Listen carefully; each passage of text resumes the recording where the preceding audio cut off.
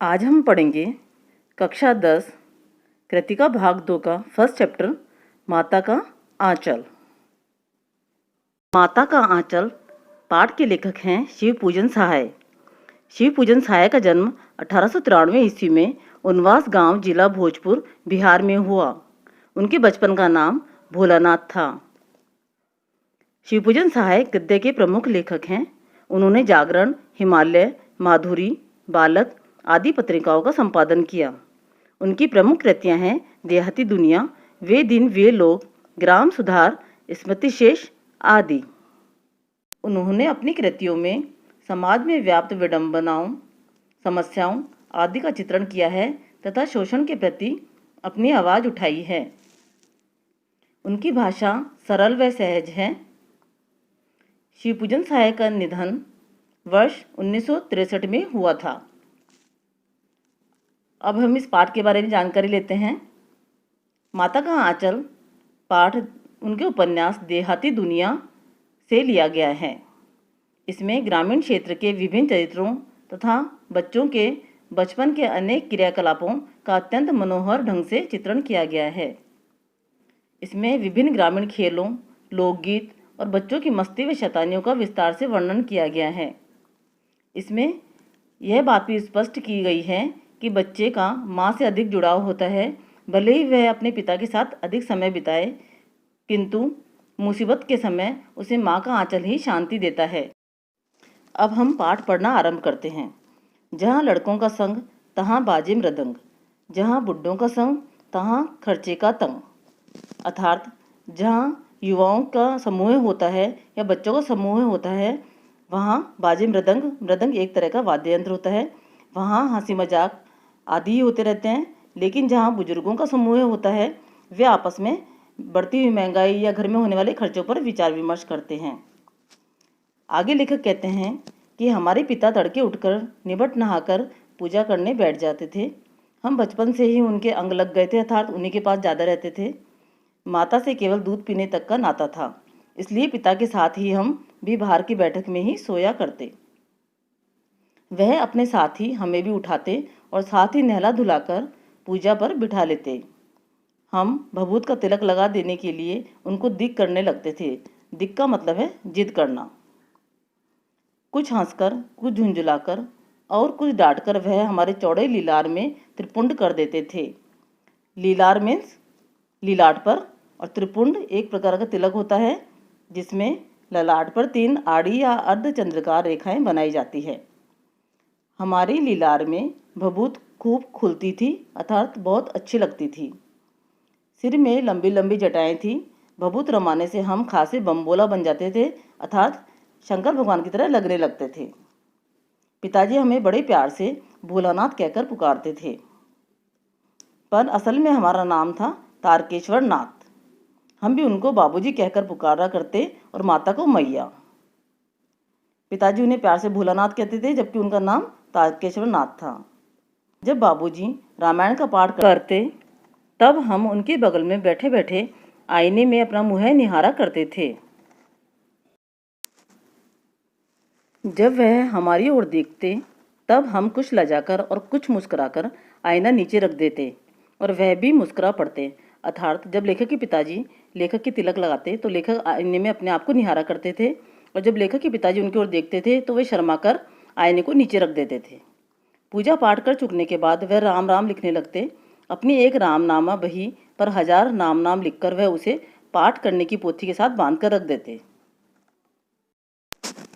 फिर 500 बार कागज़ के छोटे छोटे टुकड़ों पर राम नाम लिखकर आटे की गोलियों में लपेटते और उन गोलियों को लेकर गंगा जी की ओर चल पड़ते। इस तरह से उनके पिताजी पूजा अर्चना किया करते थे। उस समय भी लेखक उनके कंधे पर विराजमान रहते थे।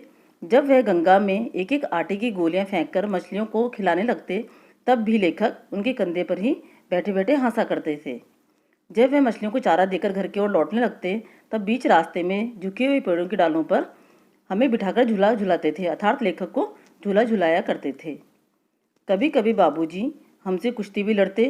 वह शिथिल होकर हमारे बल को बढ़ावा देते, अर्थात वह लेखक के सामने कमज़ोर पड़ जाते ताकि लेखक अपने आप को ज़्यादा बलवान महसूस करे। यह उतान पड़ जाते और हम उनकी छाती पर चढ़ जाते थे। जब हम उनकी लंबी लंबी मूँछें उखाड़ने लगते तब वह हंसते हंसते हमारे हाथों को मूँछों से छुड़ाकर उन्हें चूम लेते थे। फिर जब हमसे खट्टा और मीठा चुम्मा मांगते तब हम बारी बारी कर अपना बायां और दाहिना गाल उनके मुँह की ओर फेर देते थे। बाएं का खट्टा चुम्मा लेकर वह जब दाहिने का मीठा चुम्मा लेने लगते तब अपनी दाढ़ी या मूछ हमारे कोमल गालों पर गड़ा दिया करते थे। हम झुंझलाकर फिर उनकी मूछें नोचने लगते थे। इस पर वह बनावटी रोना रोने लगते और हम अलग अलग खड़े खड़े खिलखिलाकर हंसने लग जाते थे। इस तरह लेखक के पिताजी लेखक के साथ खेला करते थे। आगे लेखक कहते हैं कि उनके साथ हंसते हंसते जब हम घर आते तब उनके साथ ही हम भी चौके पर खाने बैठते थे। वह हमें अपने ही हाथ से फूल के एक कटोरे में गोरस और भात सानकर अथार्थ मिलाकर खिलाते थे। जब हम खाकर अफर जाते, अफर का मतलब होता है भरपेट से अधिक भोजन खा लेना, तब मैया थोड़ा और खिलाने के लिए हट करती अर्थात जिद करती थी।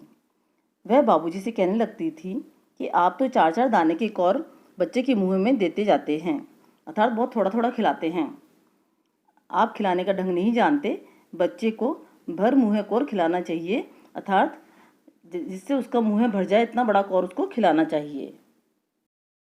जब माँ के बहलाने पर लेखक सारा खाना खत्म कर देते थे तो बाबूजी कहने लगते, अच्छा अब तुम राजा हो, जाओ खेलो।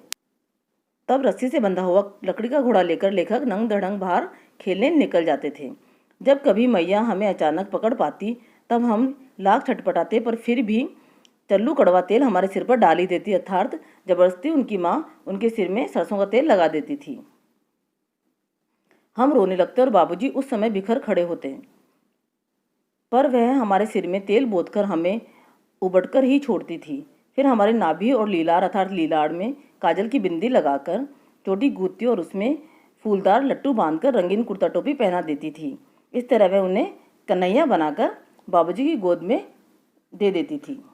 बाहर आते ही उनकी बाढ़ जोड़ने वाले उनके मित्रों का झुंड उन्हें मिल जाता था और लेखक उन साथियों को देखते ही सिसकना भूलकर बाबूजी की गोद से उतर पड़ते और अपने हमजोलियों के दल से मिलकर तमाशे करने लग जाते। तमाशे भी ऐसे वैसे नहीं होते थे, तरह तरह के नाटक होते थे। चबूतरे का एक कोना ही नाटक घर बनता था। बाबूजी की जिस छोटी चौकी पर बैठकर नहाते थे वही रंगमंच बनती। उस पर सरकंडे के खंभों का कागज का चंदोआ तानकर अर्थात शामियाना, एक छोटा शामियाना तंबू तानकर मिठाइयों की दुकान लगाई जाती थी। उसमें चिलम के खोचे के कपड़े के थालों में ढेले के लड्डू बनाए जाते थे, पत्तों की पूरी कचौरी बनाई जाती थी, गीली मिट्टी की जलेबियाँ बनाई जाती थी, जस्ते के छोटे छोटे टुकड़ों से पैसे बनते थे। बच्चे ही खरीदार होते थे और बच्चे ही दुकानदार होते थे। बाबूजी भी 2-4 गोरखपुरी पैसे उनसे खरीद लेते थे। थोड़ी देर में मिठाई की दुकान बढ़ाकर वे लोग घरौंदा बनाने लगते थे। धूल की मेड़ दीवार बनती, तिनकों का छप्पर बनाते, दातुन के खंभे, दिया सलाई की पेटियाँ के किवाड़, घड़े के मुहड़े के चूल्हा चाकी बनाते थे, दिए की कढ़ाई बनाते, बालू की चीनी से वे लोग जोनावर तैयार करते अर्थात भोजन तैयार करते थे। सब बालक मिलकर जोनावर करने बैठ जाते थे। जब पंगत बैठ जाती थी तब बाबूजी भी धीरे से आकर पात के अंत में अर्थात पंक्ति के अंत में जीमने के लिए बैठ जाते थे। उनको बैठते देखकर हम लोग हंसकर और घरौंदा बिगाड़कर भाग चलते थे। वह भी हंसते हंसते लोटपोट हो जाते थे और कहने लगते, फिर कब भोज होगा भोलानाथ। आगे का चैप्टर हम नेक्स्ट वीडियो में समझेंगे।